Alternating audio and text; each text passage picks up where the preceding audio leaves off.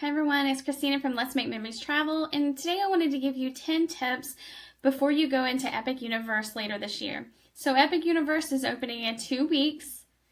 Can you believe it? 2 weeks. It's already here. It's opening May 22nd, 2025, and I wanted to give you my best tips to help you make the most of your trip. Let's get into the video.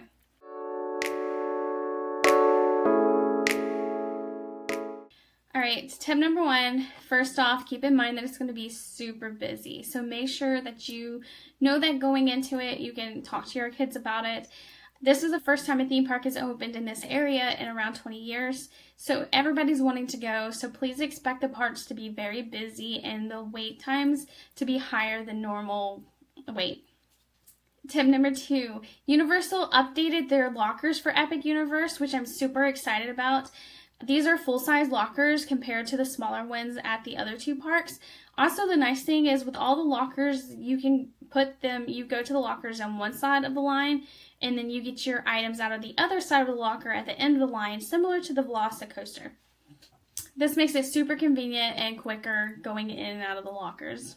So you don't have that big pile up like you do at, say, Forbidden Journey. Concierge stations are going to be your best friend. There's a ton of them in this park. Normally you just see them at the beginning. You see them at the front of the park and then maybe one other place. It looks like there's a concierge station at the beginning and at every portal. The nice thing about these concierge stations is they also have lockers, they have fuel rods, and they can help you with any ticket questions, any ride questions, any VIP upgrades, or anything like that. Alright, tip number 4, stay hydrated and bring a refillable bottle. There are Coke Freestyle stations throughout Epic Universe, except for the Wizarding World, but you'll still be able to get free water there. But at each of these Coke stations, Coke Freestyle locations, you can just go in and push the water button and you can get water out of that. I also saw some refillable water stations throughout the park as well. Tip number 5, speaking of the heat, don't forget your sunscreen. The Florida sun is strong, and while Epic has some shade, it's not a whole lot. It looks like in the future there'll be more shade as they have a lot of trees and things planted, but they're just not providing that yet. So keep that in mind when you're planning what you're going to wear and sunscreen, because you're going to want to wear cooler clothes and like cooler fabrics. Right, tip number 6, around budgeting. I would expect to spend between $15 and $25 per entree. Now, we always share everything and we are full, so that may be a strategy to go into it, and that way you can try more things if you're sharing it throughout the day. But also you could plan to bring some snacks or a collapsible cooler that you could put in the locker to keep you like a lunch or some sandwiches or something in. Tip number 7, if you're staying on site at a Universal hotel, early park admission is an hour before.